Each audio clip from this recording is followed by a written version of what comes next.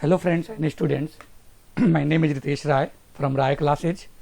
आज के video lecture में जो डिस्कस करने जा रहा हूं मैं, जो AKTU का अभी एग्जाम है 29 जुलाई से स्टार्ट है सेमेस्टर 2 में। तो उसमें आपका क्या क्या टॉपिक्स आपको पढ़ना है इंजीनियरिंग मैथमेटिक्स 2 में। ये कैप्सूल कोर्स है, आपकी यूनिट 5 यूनिट है आपके AKTU में। तो हर यूनिट का आपका इंपॉर्टेंट टॉपिक आपको बता दूंगा मैं। इन वीडियोज को आप देख लो, और इन वीडियोज को आप देख लेते हो और सारे टॉपिक्स अच्छे से कर लेते हो आप, तो मैक्सिमम मार्क्स आपके एक तो सिलेबस कवर हो जाएगा, 5 यूनिट कवर हो जाएगी, और आप मैक्सिमम मार्क्स क्या कर पाओगे, गेन कर पाओगे। तो आइए आज हम डिस्कस करते हैं यूनिट 1 का। जो यूनिट 1 है हमारा, इनमें कौन कौन सा टॉपिक हमें पढ़ने की जरूरत है। जैसे यूनिट 1 तो 5 टॉपिक यदि आप पढ़ लेते हो, जैसे पहला टॉपिक है आपका solve the differential equation. Solve the differential equation. पहले मैं आपका टॉपिक डिस्कस कर लूं, देन आपको मैं डिस्कस करता हूं कि कौन कौन से टॉपिक आपको कैसे पहचानोगे कि कौन सा हमारा होमोजेनियस है, कौन सा हमारा method of variation of parameter है ना। तो सेकेंड टॉपिक है आपका होमोजीनियस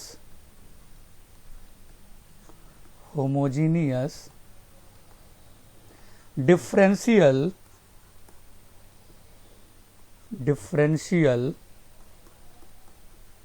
इक्वेशन। थर्ड टॉपिक है आपका third method of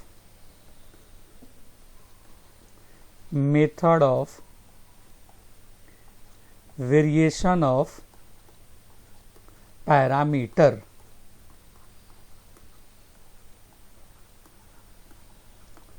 fourth topic है आपका method of independent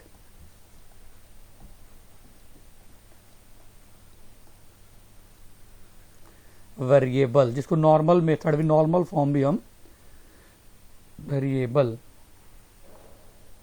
last topic है आपका साइमल्टेनियस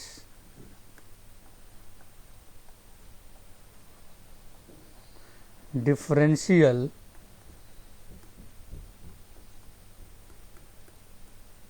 इक्वेशन।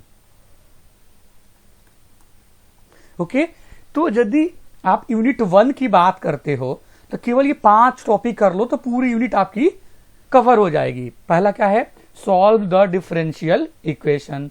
सेकंड टॉपिक क्या है, होमोजीनियस डिफरेंशियल इक्वेशन। थर्ड क्या है, method of variation of parameter. Fourth क्या है, मेथड ऑफ इंडिपेंडेंट वेरिएबल, और इसको नॉर्मल फॉर्म भी बोलते हैं। And last one is simultaneous differential equation. रही बात की पहचानोगे कैसे कि कौन सा मेथड होमोजीनियस का है, क्योंकि सब में सॉल्यूशन करना होगा, लिखा रहेगा सॉल्व द डिफरेंशियल इक्वेशन। तो कैसे पहचानोगे कि method of variation of parameter है, कैसे पहचानोगे कि मेथड ऑफ इंडिपेंडेंट वेरिएबल का क्वेश्चन है, कैसे पहचानोगे कि साइमल्टेनियस डिफरेंशियल इक्वेशन का क्वेश्चन है। तो पहला हम डिस्कस करते हैं। First, solve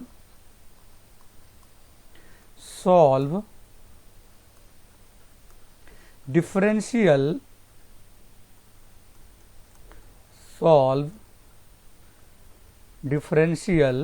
equation. तो इसमें क्या है, सॉल्व डिफरेंशियल इक्वेशन में कि आपको लिखा रहेगा पहले सिंपल कि solve the given differential equation, मतलब आपको सॉल्व करना होगा। It means you have to find the value of y equal to CF plus PI। तो जनरली जो क्वेश्चन पूछे जाते हैं एग्जाम में आपके, तो जो आपका क्वेश्चन होता है, जैसे RHS में जो फंक्शन होता है, जब 3 फंक्शन हो, like x e to the power x sin x। Okay, तो ये मैक्सिमम क्वेश्चन पूछा जाता है। ये जरूरी नहीं है कि 3 फंक्शन वाला पूछा जाए, है ना। पहचानने का बेस्ट तरीका है कि सिंपल आपको सॉल्व लिखा होगा, इस तरीके का इक्वेशन होगा d2y/dx square minus 2dy/dx plus y equal to x e to the power x sin x। Okay यहाँ पे एक्स स्क्वायर हो सकता है, यहाँ पे साइन एक्स की जगह क्या हो सकता है, कॉस एक्स हो सकता है। तो ये वाला आपका टॉपिक है, इससे हमारा पूछा जाता है, जो मैक्सिमम क्वेश्चन होता है जो पूछा जाता है यूनिवर्सिटी के एग्जाम में, ठीक है, या आपके जो सेशनल एग्जाम होते हैं, मिड टर्म एग्जाम होते हैं, या प्री यूनिवर्सिटी टेस्ट होता है। तो इस टॉपिक से आरएचएस में 3 फंक्शन वाला क्वेश्चन हमारा पूछा जाता है। या फिर आप x को हटा दो तो ये 2 फंक्शन भी हो जाएगा आरएचएस में, या फिर e⁻x को हटा दो तो एक साइन x का, या 2 फंक्शन हटा दो तो इंडिविजुअल फंक्शन का भी क्वेश्चन पूछे जाते हैं। मैक्सिमम जो क्वेश्चन आता है, मैक्सिमम हमेशा पूछा जाता है जब आरएचएस में हमारा 3 फंक्शन हो। ओके, नेक्स्ट हमारा है सेकेंड टॉपिक है homogeneous differential equation. Homogeneous differential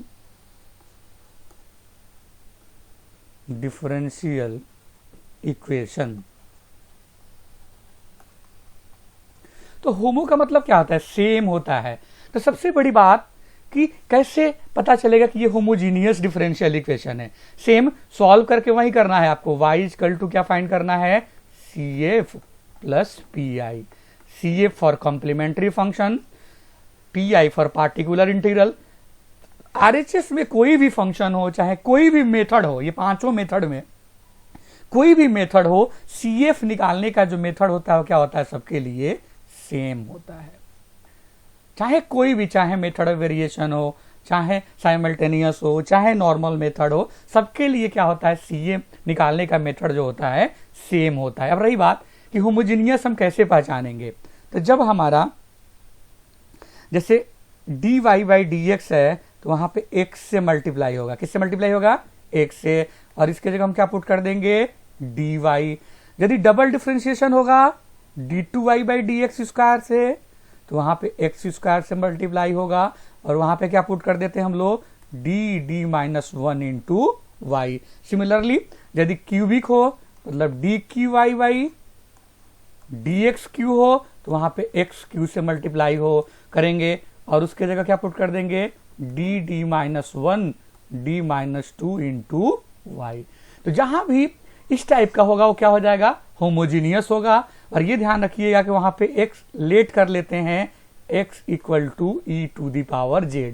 तो जो भी x है वो z के रूप में लिखते हैं, यहां से z की वैल्यू हम क्या पुट कर देंगे, log x, है ना।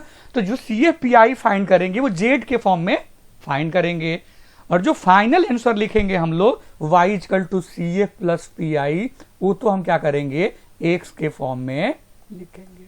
तो मैं क्या बता रहा हूं कि होमोजीनियस कैसे पहचानोगे आप, तो होमोजीनियस पहचानने का तरीका है कि यदि dy बाई dx होगा तो x से मल्टीप्लाई होगा, उसके जगह dy पुट कर दोगे, d2y बाई dx स्क्वायर होगा तो x स्क्वायर से मल्टीप्लाई कर देंगे, और उसके जगह पुट कर देंगे d into D minus Y.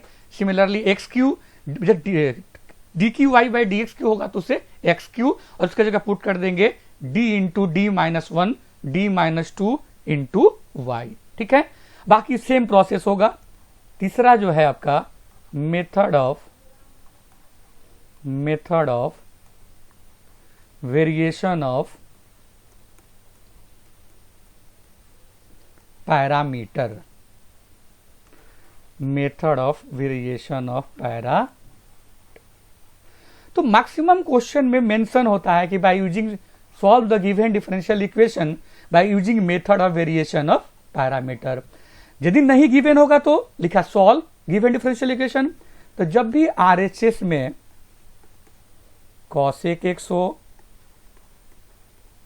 tan x हो, सेक एक्स हो, कॉट एक्स हो, तो आपको जो सॉल्व करना हो किससे सॉल्व करना है, method of variation of parameter से इक्वेशन को सॉल्व करना है। और इसका सॉल्यूशन क्या होगा, same y equal to CF plus PI।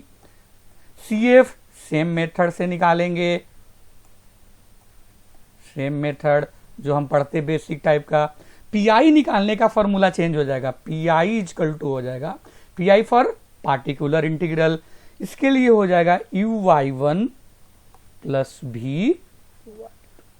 ठीक है, और y1 जो CF से पहला वैल्यू होगी y1 होगा, और दूसरी वैल्यू हो जाएगी y2, और u निकालने का फॉर्मूला होता है -y2 capital X y1 y2 dash minus y1 dash y2 into dx। Generally इसकी वैल्यू 1 आती है जब वैल्यू पुट करोगे तो, बाकी सिंपल इंटीग्रेट कर दोगे। सिमिलरली v की वैल्यू होती है y1 कैपिटल X, ये सेम होता है y1 y2 dash minus y1 dash y2 into dx। और जो कैपिटल X होता है क्या होता है, ये जो भी RHS में फंक्शन दिया होगा, लाइक अभी मैंने बताया tan cot cosec sec, तो क्या हो जाएगा आपका कैपिटल X के इक्वल हो जाएगा। नेक्स्ट फोर्थ मेथड ऑफ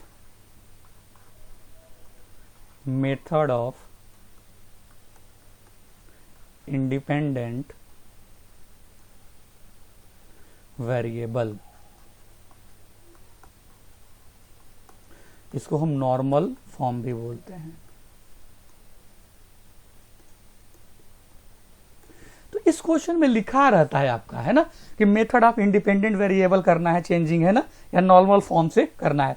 तो इसमें करना क्या होता है, यदि हमारी इक्वेशन जो होती है वो दिया होता है, मान लीजिए d2y by D x square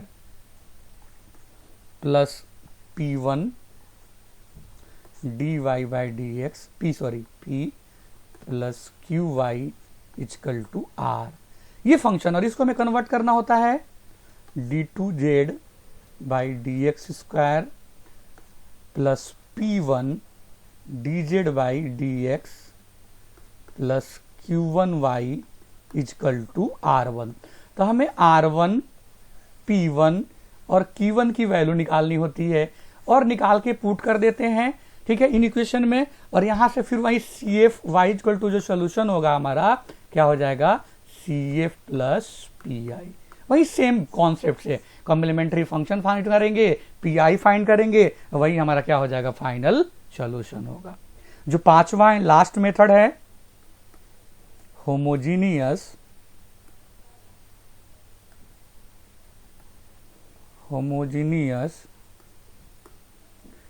differential equation. तो होमोजीनियस नहीं, साइमल्टेनियस, होमोजीनियस हम ऑलरेडी कर चुके हैं। Simultaneous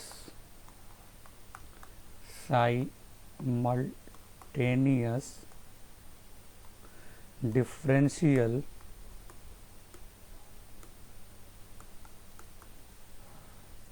equation. तो कैसे पहचानोगे कि साइमल्टेनियस डिफरेंशियल इक्वेशन है, तो इसका बेस्ट तरीका है कि इसमें दो इक्वेशन गिवन होता है। कितनी इक्वेशन, दो इक्वेशन, है ना। जब भी साइमल्टेनियस की बात करेंगे तो कितनी इक्वेशन गिवन होगी हमारे पास, दो इक्वेशन गिवन होगी, वो क्या हो जाएगी, साइमल्टेनियस। तो जैसे सॉल्व, जैसे मान लो आपने पढ़ा होगा कि x plus y equal to 10 हो और x plus 3y equal to 4 हो, और हमें x और y की वैल्यू निकालना, तो हम इक्वेशन नंबर फर्स्ट मान लेते हैं, सेकेंड मान लेते हैं, या तो हम एक की वैल्यू निकाल के दूसरे में पुट कर देते हैं, या फिर by elimination method. Elimination method क्या होता है, हम कोफिशिएंट को इक्वेट कर देते हैं। मान लो y को इक्वेट करने के लिए इसमें 3 से मल्टीप्लाई कर देंगे और इसमें 1 से, तो हम किसी एक की वैल्यू निकालेंगे, x या y की, और एक के निकाल करके दूसरे में पुट कर लेंगे, तो फिर क्या निकल जाएगा, y की वैल्यू निकल जाएगी। फिर वही CF और PI सेम कॉन्सेप्ट है, CF और PI से x और y की वैल्यू निकाल लेंगे। मतलब जैसे इस टाइप की इक्वेशन हो dx by dt plus 5x minus 2y equal to t, तो इसको मैं से dx लिख सकता हूं, dx plus 5x minus 2y equal to t। x का मान लो तो क्या हो जाएगा, d plus 5 into x minus 2y equal to t, equation number first मान लूँ। सिमिलरली मान लो दिया हो dy by D T plus 2x plus y equal to 0, तो ये हमारा पहला था, ये दूसरी इक्वेशन, तो इसको लिख सकता हूं मैं dy plus 2x plus y equal to 0, और y हम एक साथ कर दे तो क्या हो जाएगा, d plus 1 D plus 1 into y plus 2x equal to 0। अब x और y किसी एक की वैल्यू निकालेंगे, तो हम x में d प्लस 5 से मल्टीप्लाई, d प्लस 5 है तो पहले वाले में 2 से मल्टीप्लाई कर सकते हैं, इस वाले में क्या मतलब x को कैंसिल करना है तो इसमें 2 से मल्टीप्लाई कर देंगे और इसमें क्या कर देंगे d प्लस 5 से मल्टीप्लाई कर देंगे।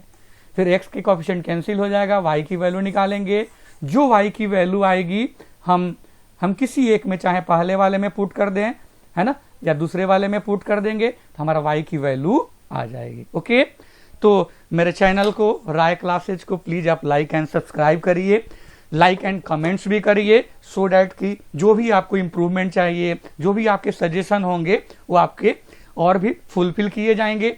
अभी आपके यूनिट 5 का capsule course 1, capsule course 2, capsule course 3, capsule course 4, capsule course 5 के नाम से इंजीनियरिंग मैथमेटिक्स का आएगा। देन सेम इलेक्ट्रिकल इंजीनियरिंग, उसका भी वीडियोज आपके कैप्सूल कोर्स के नाम से आएंगे। आप इन वीडियोज के देख लो, आप 100% मैक्सिमम मार्क 100 यदि नंबर के सब्जेक्ट हैं, आपका 100 ही नंबर का होता है तो आप 90 एवं लगभग नियर अबाउट आप 90 के आसपास होंगे। और पास होने के लिए मैं पूरी यूनिट का, पूरी 5 यूनिट का मैं एक वीडियो बनाऊंगा, इस वीडियो को देख लेते हो तब भी आप अच्छे से 2-3 घंटे देख लो उस वीडियो को तो अच्छे से पास हो जाएगा। ओके, मेरे चैनल को राय क्लासेज को लाइक एंड सब्सक्राइब करें। Thank you.